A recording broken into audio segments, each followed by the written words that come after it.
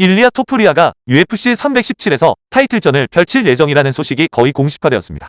그는 이미 훈련 캠프에 복귀했다고 밝혔습니다. 일리아가 인터내셔널 파이트 위크 기간 동안 타이틀을 두고 경쟁할 것이며 잠정 타이틀이 아닌 진짜 타이틀을 놓고 싸운다고 밝혔습니다. 일리아 토푸리아는 6월 28일에 싸울 예정입니다. 문제는 155파운드 벨트를 두고 이슬람 마카체프와 맞붙을지 아니면 공석 타이틀을 두고 찰스 올리베이라와 맞붙을지입니다. 이슬람 마카체프와의 싸움은 일리아 토푸리아가 진정으로 원하는 경기입니다. 그는 이슬람 마카체프를 꺾는 자가 되고 싶어합니다. 그리고 그가 말한 대로 다스초크로 이슬람을 제압하고 싶다고 밝혔습니다. 그것이 그가 이슬람을 이기는 꿈입니다. 만약 알렉산더 볼카노프스키와 맥스 할로웨이를 KO시키고 이후 이슬람을 제압할 수 있다면 정말 상상하기 어려운 일입니다. 그렇게 된다면 일리아는 e스포츠 역사상 최고의 선수 중 한 명으로 기억될 것입니다. 이슬람 마카체프가 라이트급 타이틀을 포기하고 웰터급 타이틀에 도전할 가능성도 있습니다. 이슬람은 이미 UFC 라이트급 역사상 최다인 4번의 타이틀 방어에 성공했습니다. 현재 웰터급에서는 확실한 1차 도전자가 없는 상태입니다. 이는 최근 많은 논란을 불러일으킨 주제입니다. 과연 다음 웰터급 타이틀 도전권을 거머쥘 선수는 누구일까요? 호아킴 버클리일까요? 샤브캇 라흐모노프일까요? 아니면 션 브래디일까요? 샤브캇 라흐모노프는 최근 부상을 입었습니다. 한편 호아킴 버클리에게는 카마루 우스만과 맞붙을 것이라는 소문이 돌고 있습니다. 만약 버클리가 우스만을 이긴다면 그는 100% 웰터급 1차 도전자가 될 것입니다. 그가 쌓아 올린 수많은 승리를 고려할 때 누구도 그를 넘기기 어려울 것입니다. 하지만 션 브래디도 있습니다. 션 브래디는 전 웰터급 챔피언인 리온 에드워즈를 상대로 승리를 거두었습니다. 반면 샤브캇 라흐모노프의 최고 승리는 이안 게리와의 승리였습니다. 또 다른 대승은 스티븐 톰슨을 상대로 거둔 승리였지만 톰슨도 버클리에게 KO패를 당했습니다. 솔직히 말해서 버클리가 웰터급 타이틀 도전권을 누구보다 더 차지할 자격이 있다고 생각합니다. 그럼에도 불구하고 여전히 논쟁의 여지가 있습니다. 만약 이슬람 마카체프가 웰터급으로 승격한다면 샤브캇, 버클리, 브래디와 같은 다른 경쟁자들이 토너먼트 방식으로 대결할 가능성도 있습니다.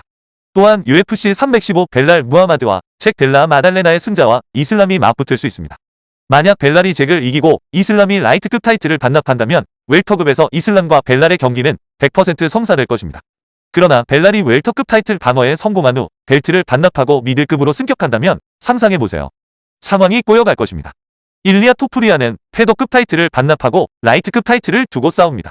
이슬람 마카체프는 라이트급 타이틀을 반납하고 웰터급 타이틀을 두고 싸웁니다. 벨랄 무하마드는 웰터급을 떠나 미들급에서 싸우게 됩니다. 이게 대체 무슨 일일까요? 이런 상황은 실제로 발생할 수 있습니다. 만약 이슬람 마카체프가 웰터급으로 올라가게 된다면 샤브캇 라흐모노프나 호아킴 버클리가 공석인 웰터급 타이틀을 두고 싸우게 될 수 있습니다. 심지어 이슬람과 싸울 기회가 올 수도 있습니다. 하지만 잭 델라 마달레나가 벨랄 무하마드를 이긴다면 웰터급 타이틀전에서 두 선수 모두에게 모든 것이 순조롭게 진행될 것입니다. 잭 델라 마달레나와 이슬람 마카체프의 경기는 매우 흥미로울 것입니다.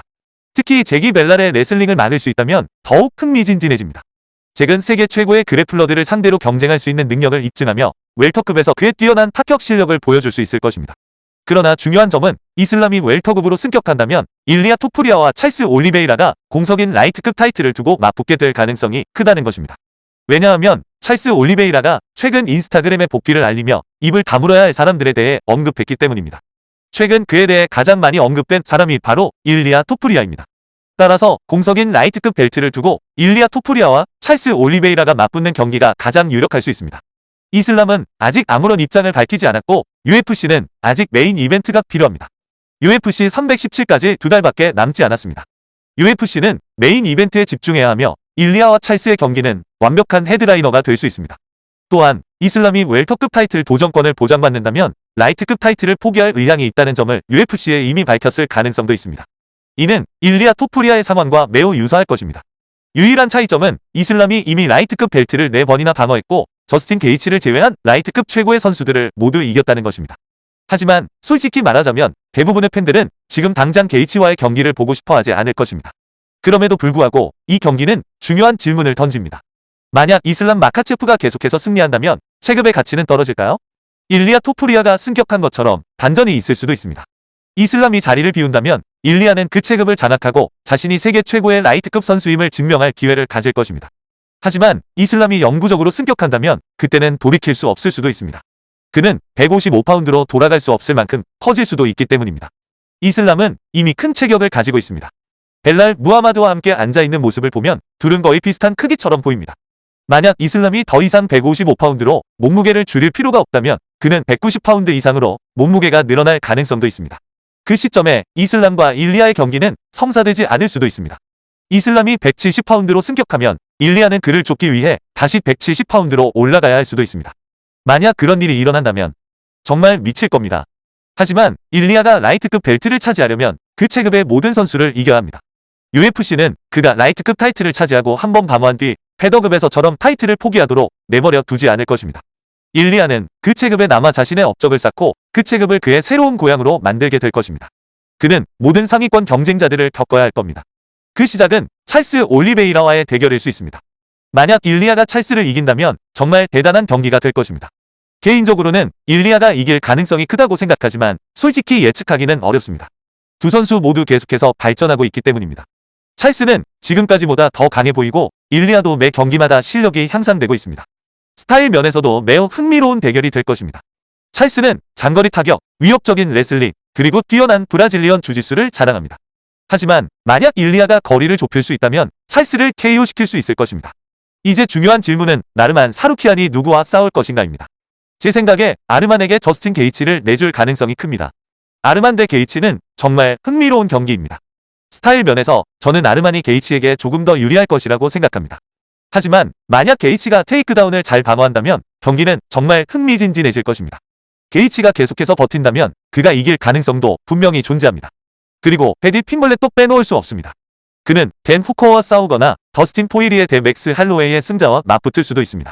경기가 어떻게 진행될지에 따라 달라질 수 있겠죠. 마테우스 감롯도 최근 경기를 예고했습니다. 드디어 라이트급이 다시 활기를 띠기 시작한 것 같습니다. 한동안 상위 랭킹 선수들 중 경기가 예정된 선수는 2명뿐이었지만 이제 상황이 바뀌고 있습니다. 이제 일리아 토프리아, 찰스 올리베이라, 마테우스 감롯, 더스틴 포이리의 맥스 할로웨이의 경기가 모두 예정된 듯합니다. 라이트급에는 정말 좋은 소식이죠. 이 경기들 중 일부가 같은 카드에서 열린다면, 특히 타이틀전과 맞물린다면 더할 나위 없이 훌륭할 것입니다. 일리아와 찰스의 승자가 사루키안과 게이츠의 승자와 맞붙는다면 그 경기는 엄청난 흥미를 끌 것입니다. 만약 두 경기가 같은 카드에서 열린다면 그야말로 대단한 경기가 될 겁니다. 현재 미들급, 웰터급, 라이트급은 모두 매우 흥미로운 시기를 맞이하고 있습니다. 각 체급에서 펼쳐지는 대결들이 팬들의 기대를 모으고 있습니다. 일리아 토프리아의 향후 경기 상대는 누구일까요? 가장 큰 질문은 일리아 토프리아가 누구와 싸울 것인가입니다. 이슬람 마카체프와 맞붙을까요? 아니면 이슬람이 라이트급 타이틀을 반납하고 일리아가 찰스 올리베이라와 맞붙을까요? 개인적으로 저는 UFC가 일리아를 찰스 올리베이라와 경기를 치르게 할 것이라고 생각합니다. 현재 상황을 보면 이슬람은 일리아와의 경기에는 큰 관심을 보이지 않는 것 같습니다. 그의 목표는 웰터급 챔피언이 되는 것입니다. 그는 여러 번 언급했듯이 두 체급 세계 챔피언이 되고 싶어 합니다. 이슬람 마카체프는 웰터급으로 승격하려는 목표를 향해 나아가고 있는 것 같습니다. 일리아 토프리아는 라이트급에 남아 공석인 타이틀을 놓고 싸울 가능성이 높습니다. 아마도 찰스 올리베이라와 맞붙을 가능성이 큽니다.